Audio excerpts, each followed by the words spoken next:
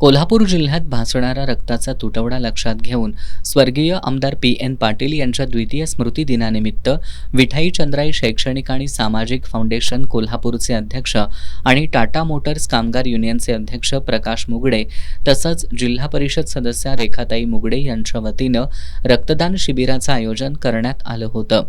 माजी जिल्हा परिषद अध्यक्ष राहुल पाटील यांच्या हस्ते स्वर्गीय पी.एन. पाटील यांच्या प्रतिमेचं पूजन करून या शिबिराचं उद्घाटन करण्यात आलं। चंद्राई विठाई लॉन वाकरे फाटा इथं आयोजित शिबिरात 275 रक्तदात्यांनी सामाजिक बांधिलकी जपत रक्तदान केलं। यावेळी प्रकाश मुगडे रक्ताचा जाणवणारा तुटवडा लक्षात घेऊन वैभव लक्ष्मी ब्लड बँकेच्या सहकार्यानं रक्तदान शिबिर आयोजित केल्याचं सांगितलं।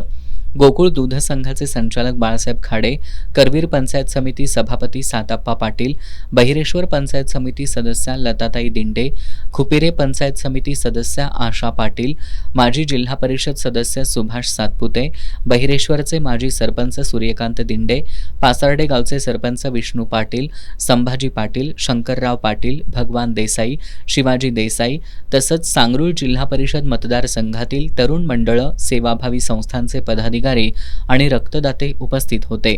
शिबिरात सहभागी रक्तदात्यांना मान्यवरांच्या हस्ते सन्मानित करण्यात आलं।